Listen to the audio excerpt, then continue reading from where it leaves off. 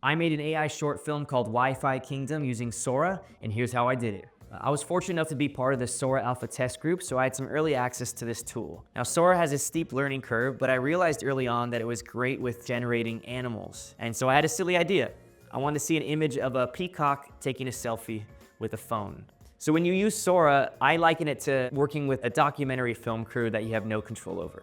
I tell it to go film something, it comes back with some footage, and I have to decide, okay, what of this is usable? Now, it was hard to do that text to video, but I found a lot more success when I started implementing Midjourney. Now, the first thing it did, which it does incredibly well, is it takes my 2D image and it brings it to life in a 3D way. The reflections are pretty incredible, and the peacock's moving its head in a really realistic way. Now, I knew I had something special when Sora gave me some additional shots beyond what I originally asked for. One of those shots had the peacock bringing the phone out of screen. And I realized, wait a minute, well, if it's bringing it down, I could reverse that footage and it could bring the phone up into the shot and be a reveal.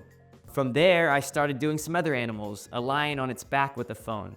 And while my initial idea was I wanted to see it actually scrolling, that didn't work out so well. As you can see with this dolphin, I ended up just saying, hey, have the dolphin just hold the phone, because when I tried to make it do anything else, some crazy stuff happened.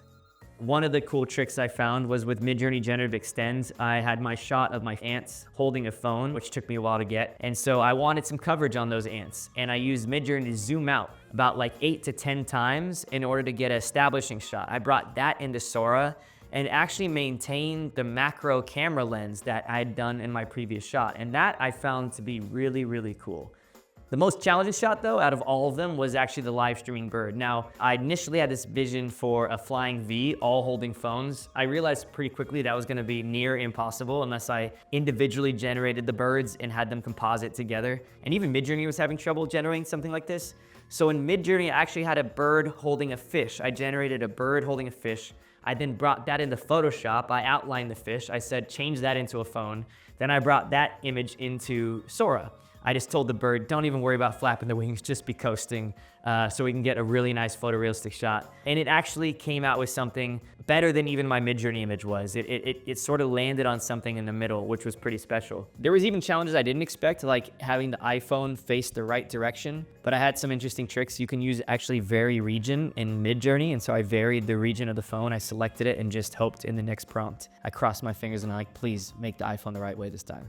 I even used Premiere Beta's Generative Extend in one section. The elephant with the laptop, which is also pretty hard to get, I had to use Photoshop for that, was not long enough for my title sequence. And so I had the Generative Extend app. Now, on top of just the image and video generation, the music and the voiceover are also both done with AI. The music I did with Udio, which is this insane tool.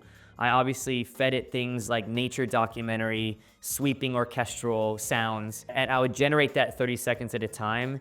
And then on my end, I actually started editing those pieces using music edits, like imperceptible music edits, to kind of get the sense of the length I wanted to have. And then on the voiceover side, I used 11 Labs and found a really nice British voice to kind of guide us through. I tried to use voice to voice, which would be where you can actually speak the cadence that you want. They would then swap it to another voice. So for example, right now, I could change my voice to be the British voice in 11 Labs that is meriting my piece. But unfortunately, it doesn't add the British accent too, and I don't have a great British accent, so it did not sound like I wanted it to sound. So I just focused on text to voice. I found this really unique workflow that I'd never really experienced before, where I was kind of writing as I was going. That's why I liken it to working with a documentary crew. You have an idea, you're given some stuff back, and then you kind of go, okay, well, what can I do with this? Can I still tell the story that I want? The Midjourney gives you a little bit more precision, but ultimately you have to relinquish control. And that's what I found to be really fascinating in this whole process. What's even crazier is I talked to some of my VFX friends and I said, hey, if I was gonna make this video with proper VFX pipeline,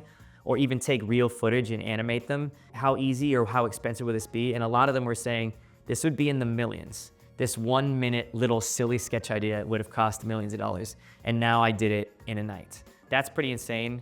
It's also terrifying, I totally get it. But I think from an indie film perspective, no one in the right mind should have ever made this project Real Animals. So I'm gonna continue making projects like this where you shouldn't have ever seen this before. I'm not a big fan of cutting humans out of the pipeline. I love collaborating with people, and I'm just trying to explore and see how indie storytellers like myself can use these tools to tell stories that otherwise would have been either financially irresponsible or just straight up impossible to tell. And hopefully, yeah, this shines a light on how to make this, or the process of making things in a fun way, and speaks to kind of our addiction to technology and screen time while I am currently staring at a screen right now.